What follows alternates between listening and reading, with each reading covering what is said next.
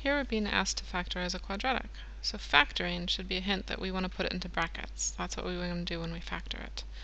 And the second hint we have here is that there's an x squared, which means we're looking to put it into brackets that look like this, because it's a quadratic. Oops, quadratic. So, first thing that we need to think about is what will times to the back term. So we need to think about what numbers times to give us the back term. And then we want to think about, out of those, which can we add to get the middle term. In this case, for timesing to 27, we don't have a lot of options, but 1 and 27 and 3 and 9 will give us 27 if we times them. Now if we pay attention to the signs, this little table I've got here for hints for us, if the middle term and the last term both have a plus sign in front of them, we know that inside the brackets both of the signs would be plus. If we have two negatives, however, we need to know or remember that one of the brackets will have a negative and one of them will have a positive.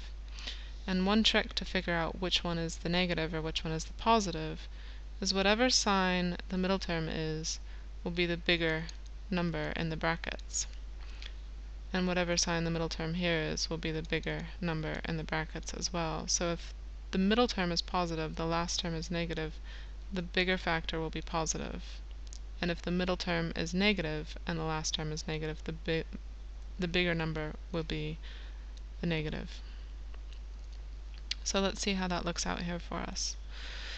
So, from 1 and 27, or 3 and 9, which of those can we combine together to get a negative 6? So if we start with our brackets, we put an x and an x. And I need to think about this. I need to get the negative 27, so I know one of these will be negative.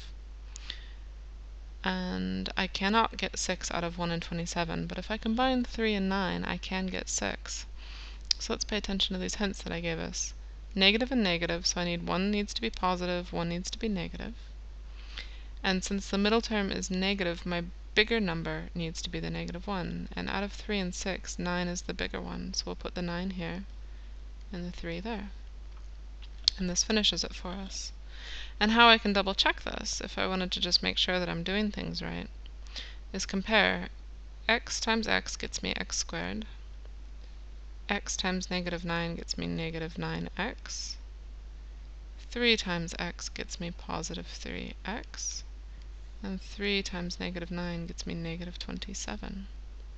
And if we combine those terms in the middle that are the same, x squared minus 9 plus 3 becomes minus 6x minus 27.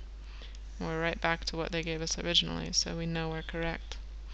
Again, the final answer, however, though, is just going to be the x plus 3 in brackets, x minus 9 in brackets. Don't want to go back around in a circle if you don't have to.